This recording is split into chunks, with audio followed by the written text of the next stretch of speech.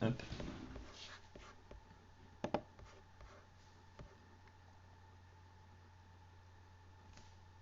Ça a l'air plutôt bien placé ça. Est-ce que le son marche? Est-ce que l'image marche? Ouais, c'est bon. Je suis en plein soleil, ça va être très désagréable pour moi, mais ça marche. Voici le plus grand plaisir de mon bureau, qui est d'avoir le soleil aussi fort que ça toute l'après-midi. Et donc, comme vous l'aurez compris au titre de la vidéo, on va faire le lecture manga du mois de février 2022. On a 1, 2, 3, 4, 5, 6, 7, 8, 9, 10 tomes qui sont sortis ce mois-ci, plus une bande dessinée, plus 1, 2, 3, 4, 5, 9 tomes de rattrapage. Donc on a un petit peu de boulot. On va faire ça dans l'ordre de mes lectures. Donc il y aura 1, 2, 3, 4, 5, 6, 6 nouveautés, une BD, 3 rattrapages, 4 nouveautés et 6 rattrapages. Et donc on va commencer sans plus tarder avec directement le tome 30 de Black Clover qui continue son bonhomme de chemin. Déjà, ce qui m'a fait plutôt rire, c'est que le nom des personnages présents sur la couverture sont écrits là à l'intérieur, sur la première page avec un dessin. Et ça m'a enfin permis de comprendre ce qu'il y avait sur la couverture. Parce que je la connais depuis la sortie du tome en japonais, donc ça fait longtemps que je sais qu'il y a Gadja dessus, parce que je suis pas débile non plus, je le reconnais. Par contre, il m'a fallu très longtemps pour comprendre que c'était Noël. Et donc il m'a fallu son nom au début, plus le fait qu'on la voit faire ça dans ce tome, pour que je comprenne que c'était elle. Mais c'est pas très important, mais pas très lié à la qualité de l'histoire que ça nous raconte.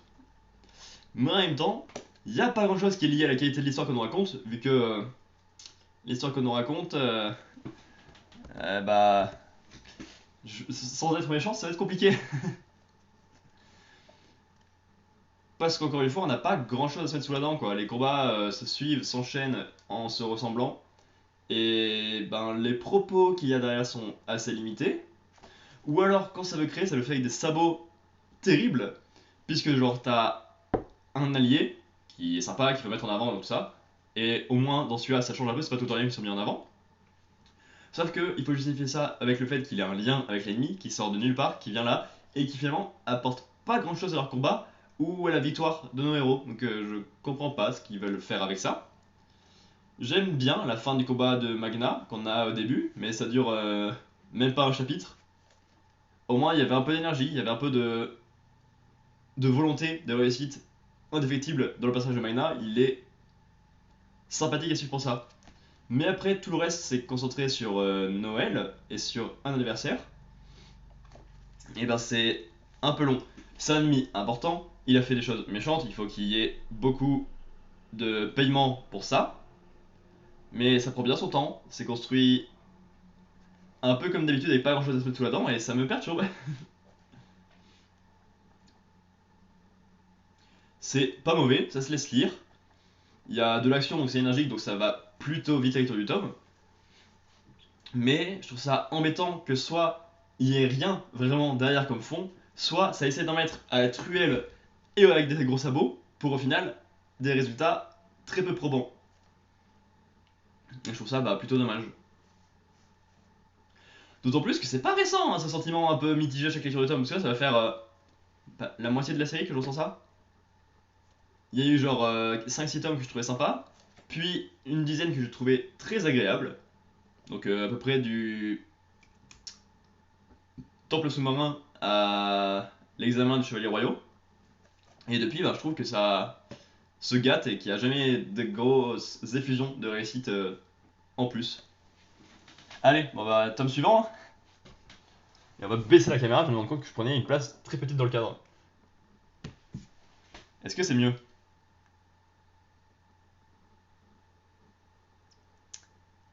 Ouais, j'ai toujours le soleil très fort en tête, mais c'est mieux.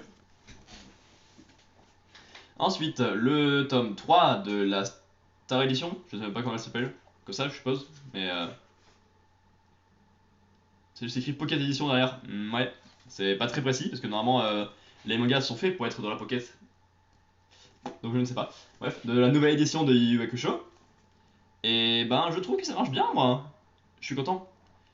On a la fin de l'arc simili examen Enter, puisque le but était de récupérer un pouvoir dans un dojo avec des épreuves un peu dans ce style et un tournoi à la fin. Là, on a que la fin du tournoi avec, genre, je crois, 3 matchs. Et bon, le premier est pas très intéressant parce qu'il est à sens unique. Le deuxième est à sens unique, mais apporte beaucoup aux personnages qui accompagnent notre héros. Ah, salut RS Sicrou. Pour ce que ça, peut-être, je ne sais pas. Ah, merci pour le sub Kix05. Et bah donc merci RSI Crew pour ton premier message. Et YoBG, bah salut à toi aussi. Comment tu vas par ce beau lundi ensoleillé? Cool, j'ai bien prononcé ton nom, ça fait plaisir. Et donc Kix, tu me demandes si je connais Tony Valente, ou Tony Valente, je sais même plus comment ça se prononce. Oui, je connais, j'ai posté les tomes de Radiante, j'attends le prochain qui arrive début avril je crois. Et donc ça va, je suis content, parce que j'aime beaucoup cette série. J'en avais parlé dans les lives où je rangeais ma mangatech que j'ai fait récemment. Et donc qui sont disponibles prochainement, je crois. Non, ils sont tous disponibles sur ma chaîne de VOD. Je sais plus si j'ai mis un lien sur Twitch. Mais si jamais... Bon après en plus, on a une durée un peu longue sur la mangatech. Donc trouver Radiant pour tout ça, ça peut être pas très pratique. Bref. Et donc merci Kix pour le sub aussi, ça fait plaisir. Enfin, le sub, c'est ça. Ça va et toi? Oui, oui. Je suis un peu dans un moment étrange de mon année scolaire, puisqu'on a fini tout ce qui était lié au scolaire la semaine dernière avec des trucs un peu terribles, et que je suis censé être en stage demain, et pour ça il faut que bah, tout le monde ait signé la convention, et je crois que c'est bloqué à mon prof pour l'instant, depuis le 16. Donc bon, bah, si les signatures ne sont pas terminées d'ici demain, je sais pas ce que je fais, ça va être rigolo ça. Mais bon, je parle de manga, donc ça va. Oui, donc Toy Valence, c'est un mangaka français, bien sûr. Et RS Ikru, tu es fan de One Piece?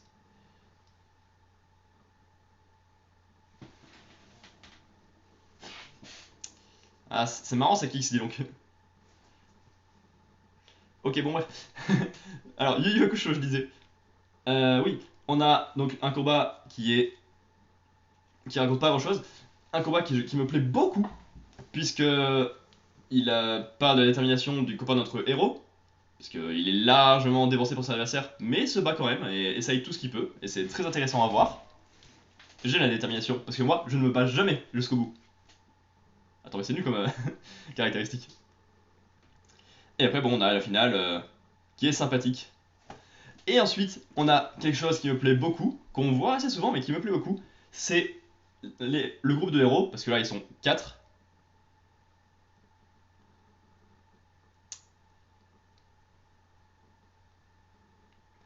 Ouais, ouais, ouais.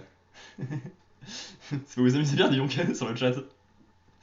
Je vais peut-être éviter de lire certains de vos messages, mais faites-vous plaisir, hein. Oui, donc un truc que j'aime beaucoup, c'est le groupe de héros qui va dans une base ennemie qu'on découvre, qui apporte un peu plus de nuances et d'explications sur le monde des démons. Et on a les fameux combats en 1 contre 1 qui fait que le groupe continue d'avancer pendant qu'on a un gros combat et qui développe chacun des personnages présents dans le groupe de héros. Sauf EA, parce que c'est le seul vraiment qui a un combat. Qui a pas de combat quoi en fait. En 2 pages, il a gagné et c'est plutôt simple. Mais sinon, pour le reste, ça apporte beaucoup aux personnages, ça remonte une nouvelle fois pourquoi ils sont là, qui ils sont, leur détermination, ça leur ajoute un peu de pouvoir, ça les fait gagner. C'est une belle façon de construire, je trouve, l'histoire. Pas excellente, mais il y a de bonnes choses avec. Et puis il y a pas mal de suspense autour de Yuzuke à la fin, puisqu'il y a un peu de personnel qui entre en jeu, et ça, c'est sympathique. Donc je suis content de pouvoir découvrir cette œuvre avec cette édition, notamment parce que bah, j'aime plutôt le travail de Togashi, et c'est cool de voir des prémices d'écriture, des réminiscences, des rappels. Et j'aime beaucoup cette idée chez les auteurs de voir ce qui peut revenir dans plusieurs œuvres d'affilée. Paf, tome suivant. Le tome 12 de Orient Samurai Quest. Et bien c'est sympathique, mais ce que je retiens surtout c'est qu'on arrive enfin vers la fin de cet arc qui est beaucoup trop long. Pas forcément inintéressant, mais il y a beaucoup de choses dedans qui sont pas toujours des plus passionnantes et qui fait que des fois il y a des longueurs. Parce que je crois que la moitié de l'œuvre est sur cet arc là, ce qui fait vraiment un arc plutôt long. Heureusement qu'il n'y ait pas beaucoup de tomes jusque là, mais fou. Ensuite, donc nous avons ben, je sais même plus ce qui s'est passé dedans, au final. Si ce n'est ben, que du côté des ennemis, ça a bien bougé, avec des plans qui ont bien avancé, qui ont permis des évolutions, qui les ont poussés à devenir de moins en moins humains, de moins en moins eux-mêmes, mais de plus en plus puissants et dangereux. Mais c'est surtout du côté des héros que ça a avancé, puisque, ben, comme on le voit sur la couverture, le personnage principal a enfin réussi à aider et protéger celle qui comptait beaucoup pour lui. Mais, comme à chaque fois, genre, ce qu'il y a en fond c'est intéressant, mais c'est un peu trop long sur la façon de le montrer et de l'expliquer. Donc c'est perturbant qu'il y ait des choses qui marchent comme ça, pour au final que ça cabotine un peu. Je pense que l'arc était trop chargé à ce niveau de l'œuvre, et pour enfin, il y a plein de petites histoires dedans qui sont très sympas. Donc soit il a fallu les séparer sur plus d'arcs différents, soit en enlever simplement. Enfin, il fallait faire un choix différent, je pense, pour rendre ça plus agréable dans l'ensemble. Mais en même temps, bah, on peut noter une grosse avancée sur le fil rouge de la série, et bah, sur la fin de cet arc. Donc je sais pas, ça me mitige, c'est bien, mais ça aurait pu être vachement mieux en réduisant l'arc, je pense, à son essentiel et à ce qui était le plus important. À voir pour la suite. Bref, The Carte Essential Quintuplets avec son avant-dernier tome, donc le tome 13. La prochaine fois, c'est la fin. Et c'est la seule œuvre, pardon, pour l'instant, dont on se rapproche de la fin. Enfin, Yu Yu Hakusho n'est pas très loin non plus parce que l'œuvre est pas super longue, mais on a fait que 3 tomes quoi. Et là, ben pareil, il y a beaucoup de bonnes choses dans le fond, mais il y a beaucoup de répétitions, beaucoup de non-avancées de personnages, beaucoup de personnages qui font la même chose. J'aime bien la construction là, de ce tome et du précédent, qui montre les 2-3 mêmes dernières journées des points de vue différents, sauf que au final, sur certaines sœurs, elles n'avaient rien à développer depuis longtemps, donc il y a des trucs qui sortent de nulle part, qui sont intéressantes certes, mais je me suis dit, le personnage n'a eu que ça depuis le début en fait. Alors bah c'est bien, hein, avec l'histoire du père, ça c'est pour une des sœurs, je préfère pas spoiler. Après on a des petites histoires d'amour, des petits trucs mignons, ça va pas de soucis, mais il y en a vraiment une, je suis en mode, là elle a un truc très intéressant, pas de soucis, mais alors elle avait vraiment rien avant, je comprends pas ce personnage. Tandis que les autres font des choses intéressantes, mais qui ont été déjà vues avant. C'est... Chacun son jeu, chacun son chemin. Et à la fin, on parle un peu plus de Futaro, évidemment. Après un petit passage pour une histoire sur les sœurs, pour montrer que malgré leurs différences et le fait qu'elles se soient enfin accomplies, elles sont toujours une belle sororité, elles sont très gentilles. Et donc au final, on parle enfin du héros et du choix qu'il a fait. On a le choix à la fin, on sait ce qu'il veut. Et bah... c'est pas le meilleur choix. Pour moi, c'est le quatrième choix que j'aurais fait. Mais c'est bien qu'il ait fait ça. Mais je me demande à quoi ressemblera la suite, la fin du dernier volume. Que va-t-il se passer maintenant qu'on connaît toutes les réponses? Bah, sans doute que les filles vont devoir faire avec le fait de pas avoir l'homme qu'ils aiment, ou alors justement le fait de l'avoir pour celle qui a réussi. Et sinon, bah, j'aimerais bien relire l'œuvre pour voir si des fois les répétitions ou les moments que je trouve un peu plus longs sont pertinents dans une lecture globale de l'œuvre. Paf. Tome suivant. Eden Zero, tome 18. Bah, on va retrouver les choses que j'ai dit avec Black Clover notamment, et avec Orient et Pièce ça qui tu pètes dans une moindre mesure. Puisque là aussi, je lis ça sans déplaisir parce que ça bouge bien et tout ça. Mais dans le fond, il n'y a pas grand chose qui me marque, qui me fait dire que là, j'ai lu quelque chose de travailler, de bien, de passionnant. J'aime un peu le combat de Rebecca, puisque c'est pas que des techniques montrées comme ça, ou des pouvoirs à la con, mais c'est des pouvoirs utilisés sur une ambiance, sur un jeu, sur une façon différente de faire, et ça, j'aime bien.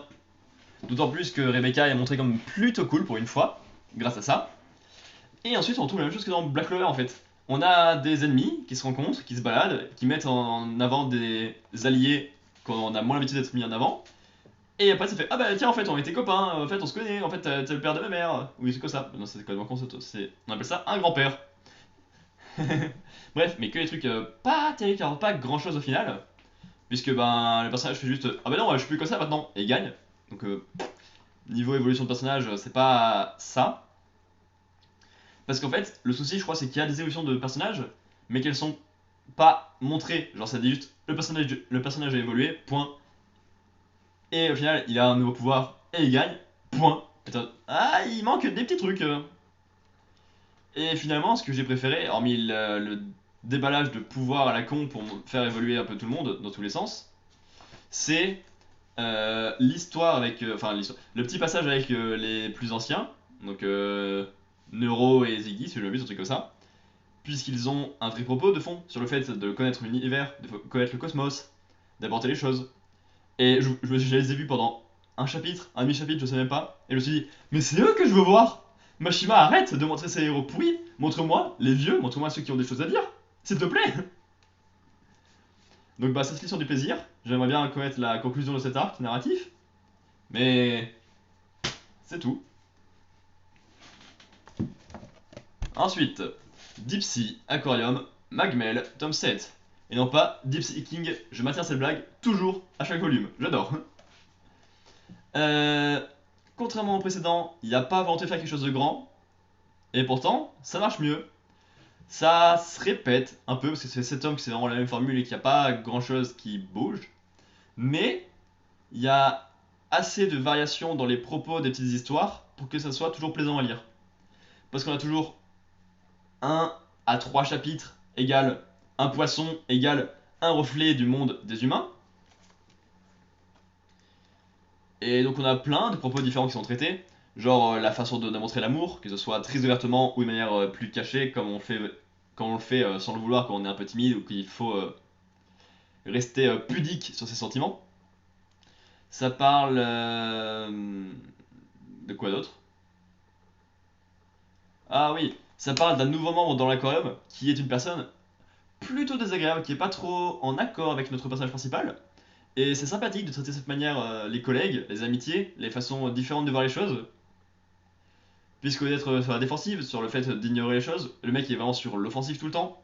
Et c'est une façon qui ne me parle pas du tout, parce que moi je serais plus proche du héros. Et donc c'est très intéressant comme confrontation, à voir pour moi. On a un truc qui parle juste d'amitié, avec de la pêche, comme tous les chapitres de pêche qu'il y a eu jusque-là. Et il y a un truc qui est plus ou moins lié au fil rouge, puisque la mère du héros entre en jeu et est plus ou moins importante dans une histoire qu'on traite vers la fin du volume. Et ça c'est plutôt cool à prendre. Donc toujours un moment sympathique, parce que c'est très beau, que ce soit sur le fond, les propos des humains, et sur les dessins des poissons qui sont vraiment magnifiques. À voir si ça tiendra la route encore à ce volume pour être pertinent. Ensuite, la seule bande dessinée, MFK 2.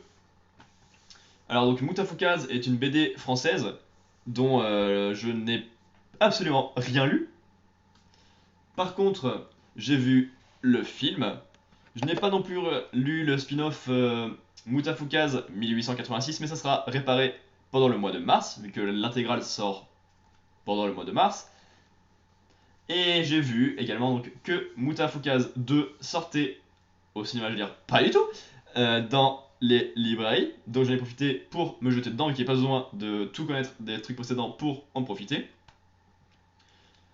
Et donc, on voit là que c'est un tiers de l'histoire, parce que généralement c'est genre présentation globale plus victoire des héros dans la première partie. Deuxième tiers c'est grosse avancée des personnages plus échec des héros. Et troisième tome, c'est remise en question des personnages et réussite des héros. Normalement, les trucs en 3 parties, ça se construit souvent comme ça. Comme je suis un professionnel de construction d'histoire, un emploi noté. Et un emploi doux café. Euh, Je regrette tout ce que j'ai dit depuis ma naissance. Bref, et du coup c'est très bien, parce que comme le montre la fin, l'arrière du volume, ça parle de violence. Bon, ça c'est pas un propos qui m'intéresse spécialement. Ça parle de langage grossier, pareil, on s'en fout. De nudité, qu'elle soit. De discrimination, ça c'est intéressant. De désinformation, ça c'est très intéressant. De dérive sectaire, c'est génialement intéressant. Et d'ultra crépidarianisme, pardon, ultra crépidarianisme, dont j'ai oublié la définition, mais qui m'avait parlé, je crois que je vais regarder. Donc on va regarder maintenant, à nouveau. Ultra, oups, pardon pour le bruit. J'ai mis ma main sur le micro. C'est évidemment le fait de s'exprimer en dehors de son domaine de compétences, en donnant son avis sur un sujet pour lequel on n'a pas ou trop peu de compétences légitimes ou avérées. Voilà.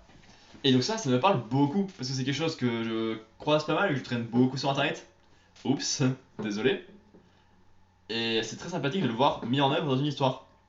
Donc, la discrimination, la désinformation, la dérive sectaire, et ça, c'est vraiment des propos qui tiennent ce volume et qui marchent très très bien. En plus, bah, le fait d'avoir une bande dessinée française, ça change beaucoup de ma lecture habituelle, et rien que pour ça, j'aime bien le style, j'aime bien la façon différente de découper les intrigues et les histoires. Mais surtout, ce qui me plaît, c'est que c'est un simple voyage, j'ai envie de dire, parce qu'on suit nos héros faire quitter Dark Mid City, parce que c'est le nom du tome, et faire un road trip, on va dire, de Dark Mid City à Las Vegas, enfin Dark Vegas pour être précis, comme on le voit sur cette carte-là. Hop. Et c'est très sympa de voir le monde, de voir ce qu'ils peuvent découvrir sur le chemin, de voir évidemment pourquoi ils ont dû quitter Dark Mid City, parce que c'est l'introduction du tome, genre presque la moitié je dirais au moins.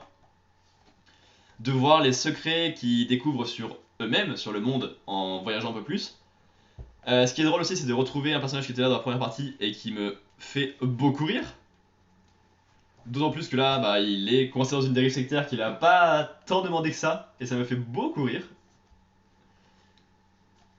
Et je vais pas grand chose à dire de plus, juste c'est sympathique, ça fait plaisir de lire de la BD du français, et j'ai envie de lire les deux autres parties quoi.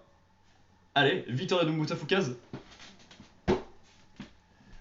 Ensuite, le premier rattrapage du mois, c'était avec les tomes de Dreamland que j'ai achetés sur le mois de janvier. Donc Dreamland tome 10, Dreamland tome 11 et Dreamland tome 12. Et là, je vais être un peu plus mitigé que les tomes précédents. Déjà, bon, l'arc Casinopolis, c'était un sans faute. L'arc au Pays des Chats, le précédent, c'était un peu plus mitigé, mais il y avait de grosses réussites dans les péripéties et dans le dénouement.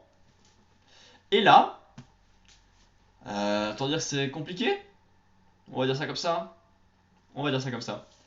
Le tome 10 est une horreur, je trouve.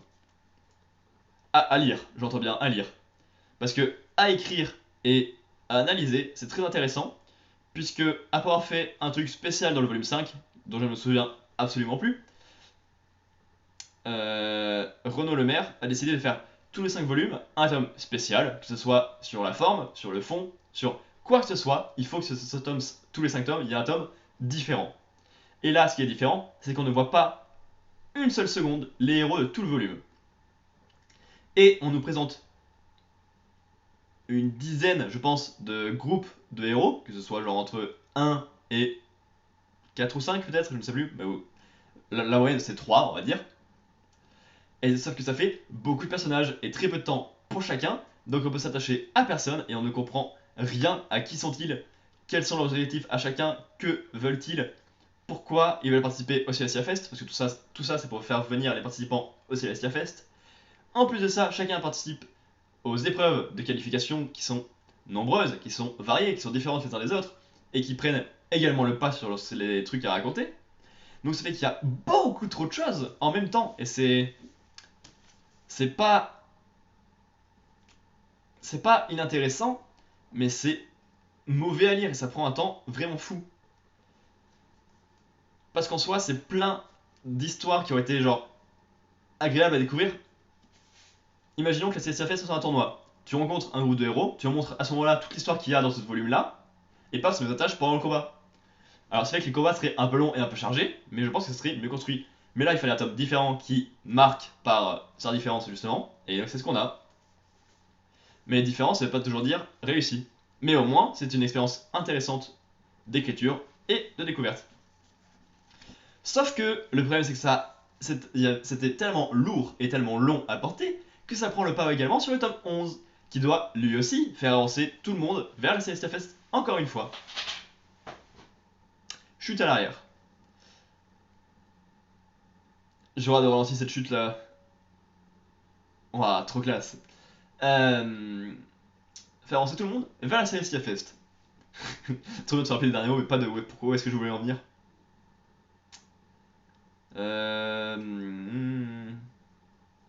Qu'est-ce que je disais? Comment je peux être parti de temps par une chute de pantalon?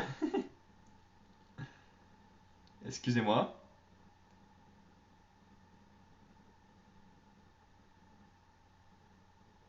Oui, donc c'est tellement lourd à porter que ça prend une grande place dans ce volume parce qu'il faut faire avancer tout le monde.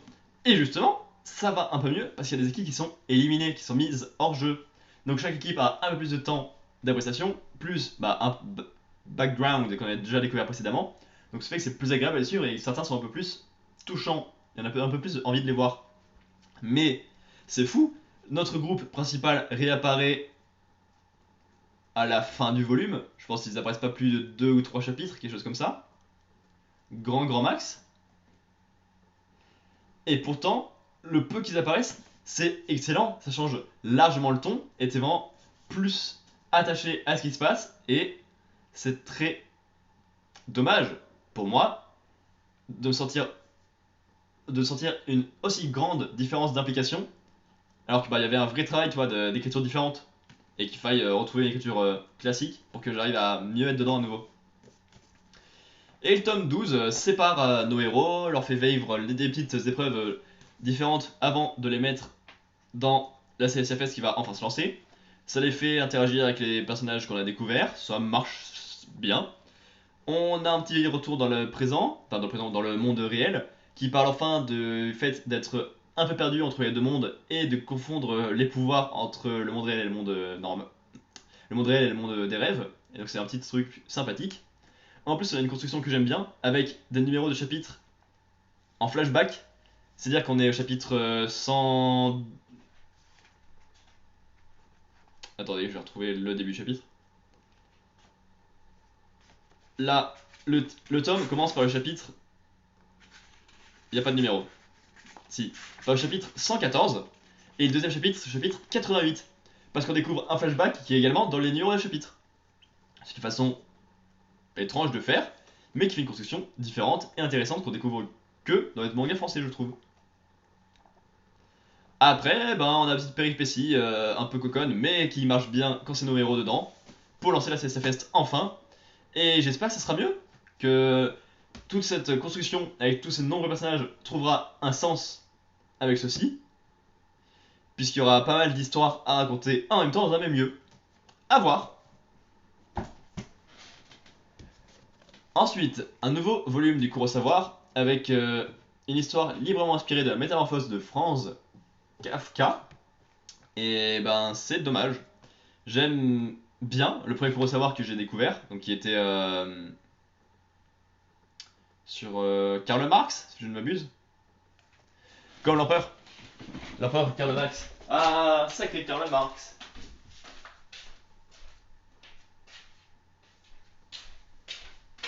Waouh. Qu'est-ce que je suis intelligent et qu'est-ce que ma blague était censée. Puisque le premier que j'ai découvert c'était René Descartes. Ce qui n'a donc rien à voir. Après, il y a eu des tomes historiques sur lesquels je suis un peu moins fan. Et un truc sur l'éducation que je suis un peu moins fan. Et là, on a ça. Le dessin est horrible. Je trouve ça très laid. Après, ce n'est genre pas ça qui empêche d'apprécier une œuvre, ça c'est sûr.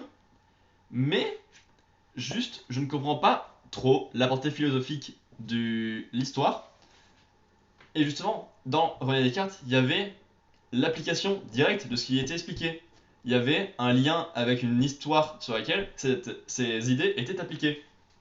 Donc, ça ajoutait de l'intérêt ludique à ce qui était raconté, et ça permet de bien expliquer avec des exemples, et donc ça marchait largement mieux. Là, t'as une histoire, certes, mais t'as juste l'histoire, t'as pas les concepts concrets explicités et mis dessus.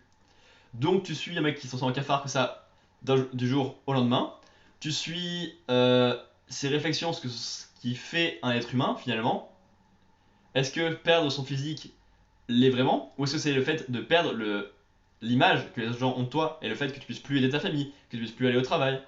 Donc on a également des réflexions sur la famille, on a des réflexions sur le monde du travail, on a pas mal de choses, mais au final, c'est un peu perdu sur des longueurs, sur des personnages pas forcément pertinents, sur des concepts qui sont pas plus explicités que ça, sur des dessins qui aident pas beaucoup à s'attacher à quoi que ce soit. La fin est plutôt triste, ça y a pas de souci, mais après avoir lu ça, ben je sais pas ce que l'auteur Franz Kafka a voulu raconter avec ceci.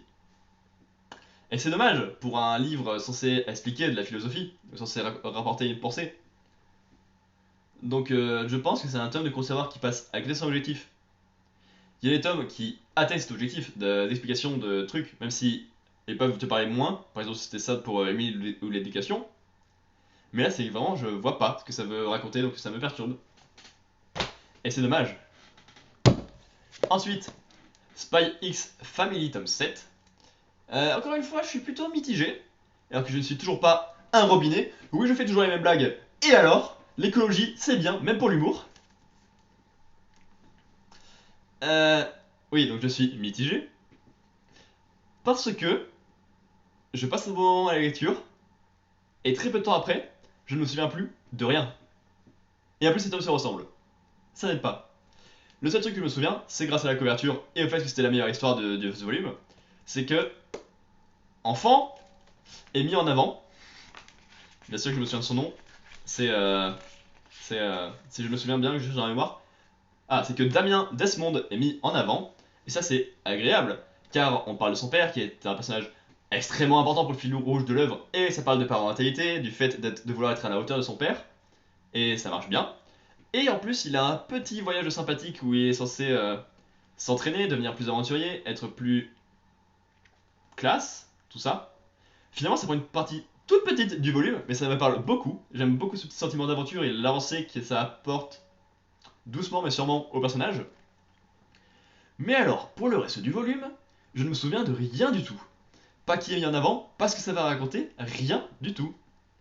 Et même en feuilletant là, et ben j'ai l'impression qu'il n'y a pas eu grand chose en fait, c'est pour ça.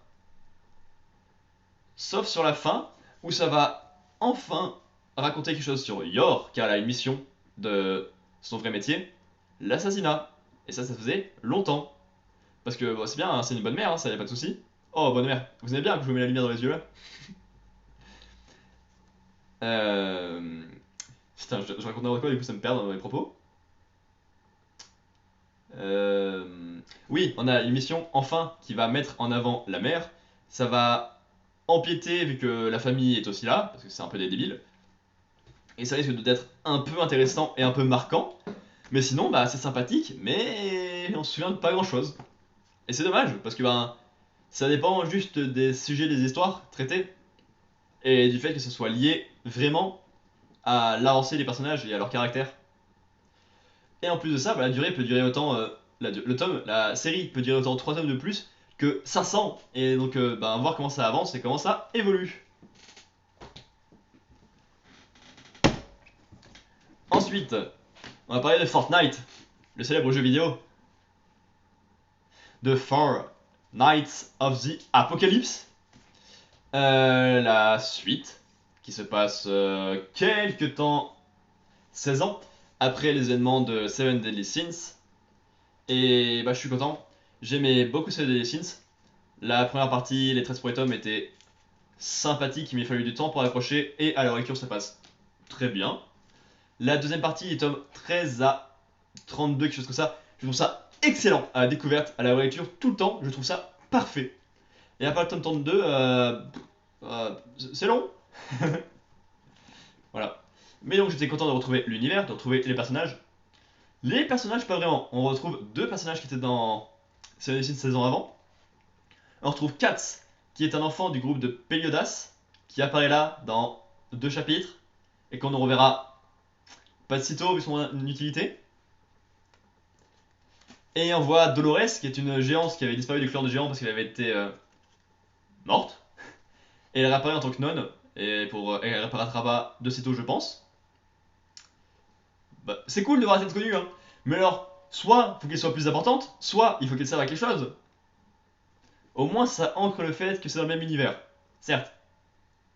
Et au revoir, tu verrais Malin Mifurlon parce qu'ils sont des personnages importants dans le camp des ennemis. Ok. Mais donc là, on a beaucoup d'humour qu'on retrouvait au début de Seven Deadly Sins. On a le dessin magnifique qu'on retrouvait à la fin de Seven Deadly Sins, donc c'est un très beau mélange. On a moins l'humour graveleux du début de cette DS qui était pas terrible. Terrible. Ah, c'est Patrick Sébastien. Pourquoi je pense à ça? Qu'est-ce qu'on les servait? Au fond, nous êtes what the? Bref.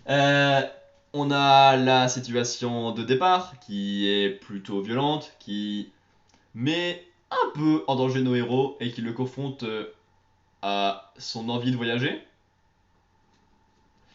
et de soulever les légers mystères concernant sa descendance, dans ce qui vient avant lui, son ascendance, et pourquoi son grand-père a dû mourir. On a la construction de l'équipe avec 2 membres en plus pour l'instant qui sont sympathiques. Le premier a pas raconté grand chose pour l'instant, mais il est là. Et on a un peu de détermination des fois quand il sait que ses pouvoirs sont pas terribles, mais qu'il se bat quand même, ça c'est beau. Le deuxième a l'air un peu plus sympathique et un peu plus avancé, puisqu'il veut sauver son grand-père. On a beaucoup de répétitions de la parentalité, de l'amour filial, et c'est intéressant. Parce que c'est des sujets, je pense, qui sont importants au global dans l'œuvre, au moins dans la première partie. Et surtout, on a beaucoup de mystères sur notre personnage principal, sur qui il est, sur quels sont ses pouvoirs, sur pourquoi il a ses pouvoirs, sur quel va être son rôle, sur comment il va trouver les Fortnite, of the Apocalypse. Il n'y a pas eu de grands moments marquants, mais il y a plein d'ingrédients qui me font plaisir de retrouver, parce que c'est une recette que je connais, mais dont les dosages ont un peu changé, et qui font plaisir. J'aime bien. J'aime bien. C'est un roman, je veux dire. Un manga d'aventure qui me fait plaisir. Et ensuite, deuxième rattrapage, avec Neuro, le mange mystère, tome 1, 2, 3, 4, 5 et 6. Vous auriez peut-être reconnu le trait si vous connaissez l'auteur, ou si vous n'avez pas eu le soleil dans les yeux. Comme ça, par exemple. Soleil! Taioken, si je ne m'abuse. Bref. Et j'ai acheté les 14 premiers volumes d'occasion courant janvier. Donc bah, j'ai lu les 6 premiers là. Et c'est sympathique. Sans beaucoup plus pour l'instant. Mais en même temps, les premiers tomes d'Assassination Classroom, peut-être 6 aussi, sont pas ouf non plus. Parce qu'on a des petites histoires qui développent chacun des élèves de la classe. Mais c'est après, quand les histoires se lancent vraiment, quand il y a l'arc de l'île, quand il y a l'arc du Shinigami, quand il y a la vraie confrontation entre la classe A et la classe B, la classe A et la classe E, c'est My Hero Academia, ça, ce dont je parlais, et tout l'arc final, là c'est impactant, là ça marche, les personnages sont vachement plus développés, posés et charismatiques, et c'est vraiment bien écrit. Pour The Elusive Samurai, je suis pas sûr, parce que j'ai pas lu le début, et qu'on est au chapitre 50, et ça a l'air d'être déjà dans des trucs sérieux. Donc à voir. En même temps, c'est très différent de Samurai parce qu'il y a moins de son naturel que dans les œuvres 1 et 2 de Yusei Matsui. Mais j'aime beaucoup cet auteur. Parce que là, on a un démon qui vient se coincer dans la vie d'une jeune lycéenne, parce qu'elle a un gros mystère et qu'il a besoin d'une. Je veux dire, une apprentie des parents, une esclave, on va dire, comme il n'ose pas l'avouer. On a des mystères qui sont plutôt bien écrits. Le jeu de découvrir qui est le coupable ne marche pas vraiment. L'auteur nous dit justement, ouais, pas la peine de vous prendre la tête avec ça, vous pouvez même sauter des pages et tout ça, faites-vous plaisir, lisez comme vous voulez. Et c'est vrai que pour une étude d'enquête un peu long que ça, on peut se permettre de sauter des éléments et sans perdre grand chose. Mais je retrouve déjà quelques soucis d'écriture dans les premiers volumes, puisque la toute base de la réflexion est la même à chaque fois. C'est-à-dire que c'est celui qui découvre le corps qui est le coupable. Et je suis en mode, tu trouves plein d'idées saugrenues qui n'ont aucun sens pour tuer les victimes, cacher qui c'est toi et tout ça, mais à chaque fois tu écris que celui qui trouve la victime c'est le coupable. Qu'est-ce que tu fais? C'est genre con de répéter la première brique de solution alors que tout le reste est totalement différent. Et donc ça fait que les 3 premiers volumes se répètent un peu et ils sont pas des plus parlants. Mais quand les petites intrigues, parce qu'elles sont pas très longues, elles prennent un demi-tome pour les plus longues, et bon, ça fait un peu long un demi-tome quand t'es pas fan de l'histoire. Bref, quand ces intrigues sont liées à un personnage que l'on connaît, donc celle liée à Yako, donc la lycéenne qui accompagne notre héros, celle liée au voyou qui devient aussi son assistant plus tard, celle liée à la queue de cheval qui leur sert de secrétaire est intéressante aussi. Oui, il y a une queue de cheval secrétaire. Parce qu'il y a un cadavre dans un mur. C'est. On a quand même aussi des trucs que j'aime bien au niveau du dessin, c'est-à-dire les outils démoniaques qui ont un style non négligeable. Ils servent pas à grand chose, mais c'est sympathique de voir des trouvailles de dessins démoniaques assez qui se renouvellent pas mal. Et j'aime surtout les dessins des têtes des coupables quand ils sont mis sur le fait et qu'ils dévoilent leur vraie nature. Genre apparaître un museau de chien, faire grandir le nez en dessinant une tête de mort dessus, avec les narines. Faire plein de trucs totalement débiles et démesurés qui montrent très bien qu'ils sont eux-mêmes à ce moment-là, qui se dévoilent enfin, que c'est comme ça qu'ils sont sur leur identité et qu'ils se dévoilent.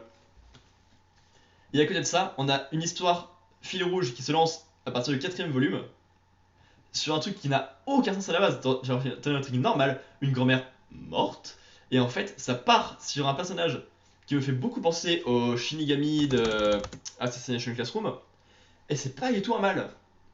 Enfin, si, c'est un garçon, mais c'est pas un mal de mettre en place ça. Oh, qu'est-ce que je suis drôle, putain. Oui, bref, j'aime beaucoup parce qu'il y a enfin une vraie difficulté dans les énigmes. Parce que sinon, Neuro est légèrement avantagé, je pense, par rapport à ses adversaires, donc il n'y a pas de grand intérêt non plus. Mais là, il y a une vraie gradation, il y a des vrais pouvoirs qui entrent en jeu, il y a une vraie envie de découvrir qui il est, parce que justement, son souci à lui, c'est pas qu'il cache qui il est, c'est qu'il ne sait même pas qui il est, et qu'il a besoin de quelqu'un, de trouver la réponse dans quelqu'un, parce qu'il aime bien fouiller dans les gens, de qui il est vraiment. Et ça marche.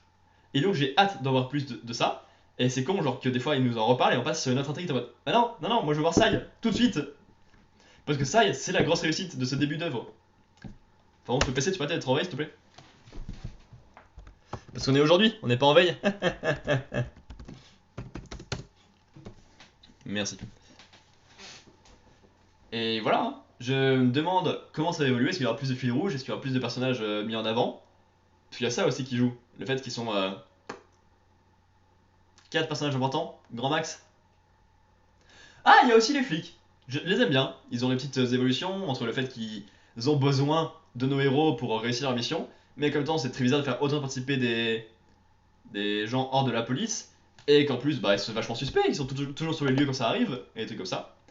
On a des réussites sympas. Allez, on fait un petit tour de ce qui s'est passé. Et après, bah, on va voir. Black Clover 20, bah, c'est Black Clover. Donc c'est ni bon ni mauvais. Ça se laisse lire. Et pourtant, il y a des trucs importants qui se passent. Donc c'est vraiment dommage.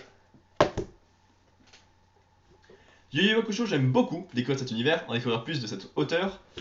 Il y a des très beaux combats dans ce volume-là, et une construction d'histoire très simple et très basique, mais qui me parle beaucoup et qui aide beaucoup à dévoiler les personnages principaux. Donc, content de redécouvrir l'auteur d'une autre façon. Orient Samurai Quest, c'est sympa. Il y a pas mal de bonnes idées, comme la réussite de notre héros, ses secrets, l'histoire entre le méchant, sa fille et notre héros. Il y a beaucoup de choses qui marchent, mais c'est terriblement long. Mais on est au moins enfin à la fin de cet arc qui a pris la moitié de l'œuvre. À voir pour la suite, je ne sais pas. À voir ce qui aura changé dans l'œuvre au global avec une partie qui aura pris la moitié de son œuvre. Mais voilà, j'attends de voir, mais c'est sympa. Ensuite, The Cat Social Catupette, tome 13. Des bonnes choses, mais qui arrivent parfois un peu tard. Une lecture sympathique de la même journée de plusieurs points de vue. Mais surtout un final important, vu qu'on a enfin des réponses. Et on a des bonnes questions pour le dernier volume, genre ce qui va se passer et les conséquences de la réponse. À voir. À voir le final et à voir si c'est plus agréable à la relecture. Parce que des fois, il y a des volumes qui étaient un peu redondants ou pas forcément pertinents, je trouvais. Eden Zero, tome 18, fait la même chose que Black Clover. C'est ni bien ni mauvais, parce qu'on a pas de gros enjeux. Le moment qui va le plus marquer, c'est le moment avec des enjeux et des histoires qui sont vraiment racontées autour du cosmos et de l'histoire globale du monde, avec Ziggy et l'autre vieux qui est Neuro. Pas du tout, ça s'appelle pas du tout Neuro. Le chef de. Ah si, c'est Nero. Ah, j'étais pas loin. Deep Cycle Magmel, c'est toujours un bon moment. À voir sur la longueur, parce que ça va commencer un peu répétitif d'avoir juste des petites histoires avec un peu de lien à l'humain, mais pas grand chose de plus. Mais ça reste très touchant, les histoires qui parlent de parties des humains qui m'intéressent. Et c'est toujours aussi beau. Mutafukas 2, ça n'a rien à voir avec ce que je lis, donc c'est une réussite, que ce soit au niveau des dessins ou de la façon de raconter les histoires. On a beaucoup de sujets très différents que je vois pas souvent non plus dans le manga et qui me plaisent beaucoup, comme la nudité MDR, non, comme la discrimination, la désinformation, les dérives sectaires et l'ultra crépidarianisme. Et voilà, c'est avec 3 tomes, et ça va être intéressant à voir, je pense. D'autant plus que celui-là offre un beau voyage avec des petites parties. Dreamland, c'est largement pas les tomes préférés, mais il y a eu des essais intéressants sur le fait de créer beaucoup de personnages pour nous lancer dans des intrigues un peu plus grandes et offrir des tomes différents et des expériences différentes tous les 5 volumes. Sauf que c'est tellement long et dense que ça prend la place sur le volume suivant, même si c'est un peu mieux parce qu'il y en a moins. Et ensuite, une fois que les héros sont de nouveau en place, c'est bien. Ça, c'est pas transcendant, mais c'est bien.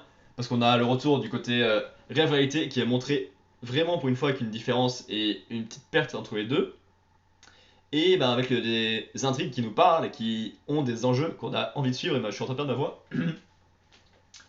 Pas mon gros savoir préféré, la métamorphose de Franz Kafka. Parce que je trouve que ça passe à côté de l'objectif qui est de nous présenter la philosophie. Là, ça présente une histoire qui est pas si agréable à suivre, avec des dessins pas si agréables à lire, mais surtout ça passe à côté du message qui est de nous expliquer ce qu'est la pensée philosophique de Kafka. Et là, ben, on l'a évidemment, vu que c'est une histoire basée sur ça, mais elle n'est pas explicitée. Alors ce n'est pas simple de savoir quoi retenir dedans, et au final, ben, on peut retenir quelques idées sur ce qu'est un humain, sur comment aider sa famille, sur comment se tuer au travail, mais c'est tout. Spy X Family tome 7, c'est dommage d'avoir des histoires qui sont pas spécialement marquantes parce qu'ils n'utilisent pas trop les personnages principaux, sauf avec Damien Desmond, parce que bah, là ça me parlait, c'était sympathique et j'avais envie de le voir. Reste que l'histoire finale est plutôt prometteuse et qu'on risque d'avoir un prochain volume un peu plus intéressant. À voir. Très belle entrée en matière, pas non plus mémorable, mais très sympathique à lire parce que c'est un manga d'aventure, pas piqué des hannetons. Ben Fortnite, j'ai lancé cette blague, of the Apocalypse. Création d'équipe, du mystère, de l'humour, de l'aventure, ça bouge. Nickel, que demander plus dans un manga d'aventure comme ça.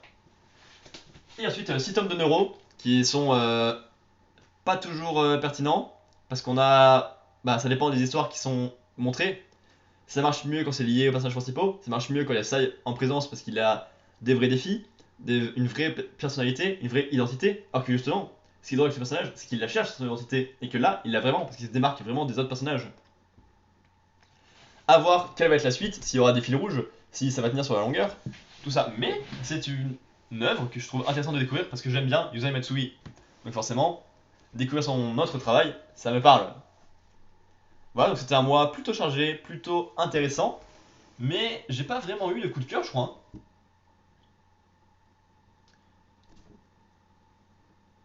Parce que je crois que mon plus gros plaisir là-dedans, ça a été mes plus gros plaisirs, du coup au pluriel, vu qu'il y en a plusieurs, ça a été Yu Yu Hakusho, Mutafukaz et Fortnite of the Apocalypse. Euh, Après, je mettrai genre Deep Sea Color Magmel. Voilà. Euh, Après, je mettrai Spy X, Orient et Crystal Cassiopeia que je trouvais bien mais sans plus. Neuro et Dreamland que j'ai trouvé sympathique, mais bah, c'était soit un arc un peu étrange, soit une introduction un peu mitigée. Et ensuite, il y a Black Clover et Eden Zero, qui sont vraiment des tranches de pain de mie, donc je vais pas dire du bien ni du mal, donc c'est classé là. Et ensuite, il y a La Métamorphose de Franz Kafka, que j'ai vraiment trouvé Kafka-strosfique. Voilà, hein. Sinon je pourrais parler de visionnage que j'ai fait récemment, mais qui a envie de ça? Parce que je m'amuse à regarder les films qui sont présents aux Oscars et qui sont disponibles facilement sur les plateformes de streaming, là où je découvre des œuvres plus ou moins intéressantes. J'ai regardé des séries comme Le Cuphead Show qui était bien, La fin des Cassette Papel qui était. C'est con, il y a plein de bonnes idées et plein de suspense qui marchent bien, mais alors qu'est-ce que c'est con? Et ben voilà, je crois que c'est déjà tout. Donc je vais enfin pouvoir ranger ça, me diriger enfin vers la lecture du mois de mars, où il y aura quelques tomes. Normalement, je crois que j'ai 9 tomes de sortie, un truc comme ça.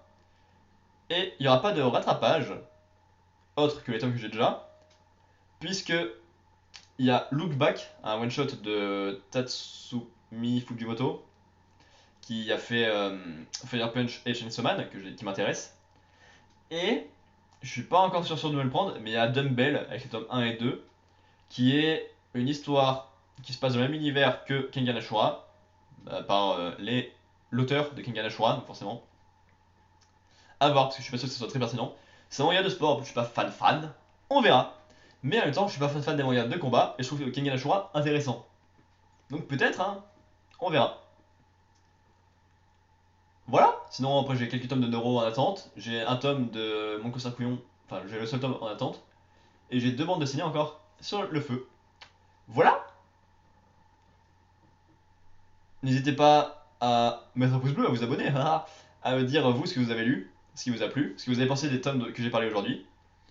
Et ben on se revoit bientôt pour un peu de gaming, ou pour dans un mois, pour la prochaine fois parler de manga.